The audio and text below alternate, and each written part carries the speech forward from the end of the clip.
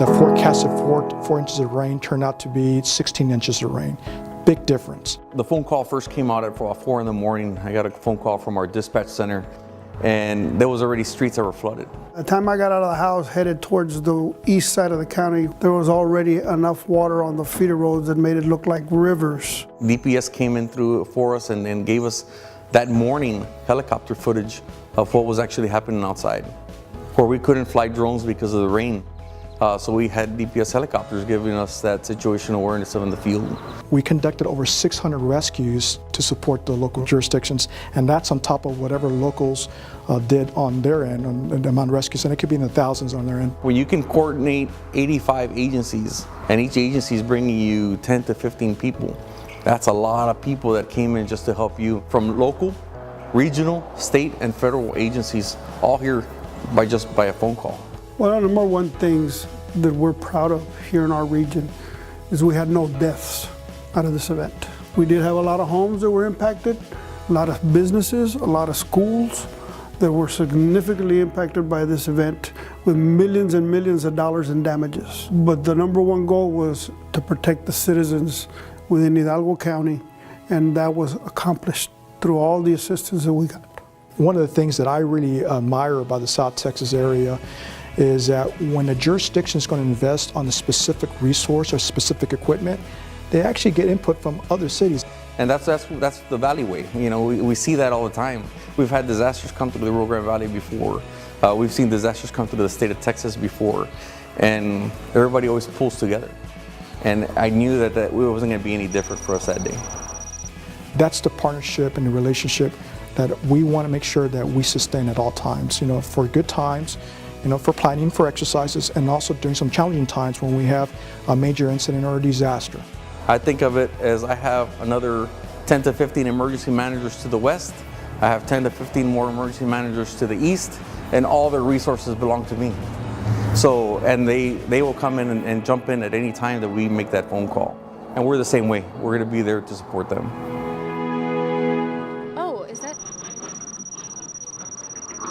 Oh my God. As the county judge, I was the emergency management director. I got a call about 4:30 or 5 in the morning, and they were expecting it to crest at the bridge in Llano within an hour or two. By the time I got to the bridge in Llano, they had already shut the bridge. Although I'm only 5 miles from the courthouse, I had to drive 85 miles to get to the courthouse that morning because of the shutdown of that bridge.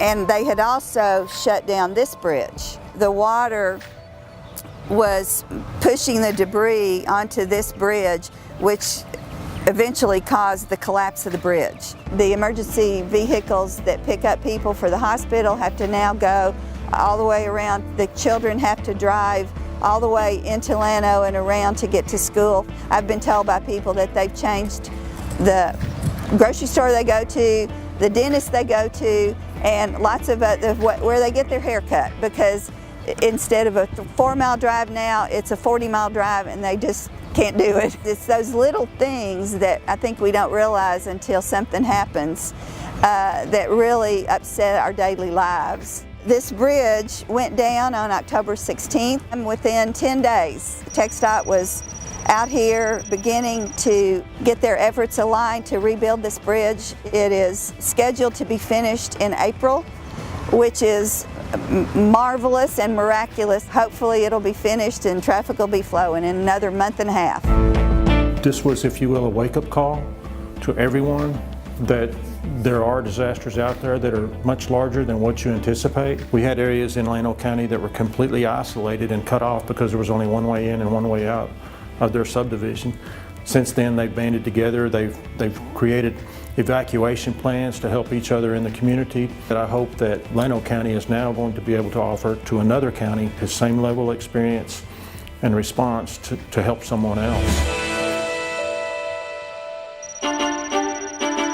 Llano County was being impacted with the floodwater, so we sent a couple of our staff people out there to provide support. It became very apparent very quickly that that water was coming, and it wasn't stopping at the county line, it was coming into Travis County. Because of the high levels of water coming down, there was a lot of sediment that came along with it. That amount of sediment resulted in higher than normal turbidity levels in 3 water treatment plants. It would take a lot of the water that we're producing in order to clean the filters, in order to keep the plants operational. So the amount of water that they would normally produce was greatly reduced. But the amount of water that was being consumed remained the same. And yes, it's very easy to just say, hey, boil the water. But how do you do it when you have people that have limited access to the outside, and therefore you need to bring the water to them? That's everybody from our kids at schools, our residents that are at hospitals, nursing centers, daycare centers, as well as correctional facilities. I can definitely say both inside of Travis County and the different departments that responded both to the flood scenario through the weekend and to the boil water notice. What underlined it all was teamwork. Shout out to both City of Fort Worth and City of San Antonio for being able to provide us with the only 2 tankers that I'm aware of in the state of Texas, and their willingness to quickly send them to our community and keep them there for the duration. At the end of the day, we protected the citizens of both Travis County and the City of Austin from the hazards that were presented by the flood.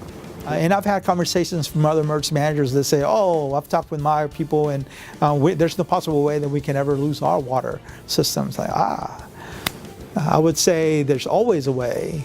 And I think what we want to do is figure out how can we communicate the lessons that we have learned so that other communities can use that information and be better prepared. It's not what you see up in front of you, the flood, that's going to really cost you the trouble. It's everything else that you didn't really imagine that begins to cascade and starts impacting your community.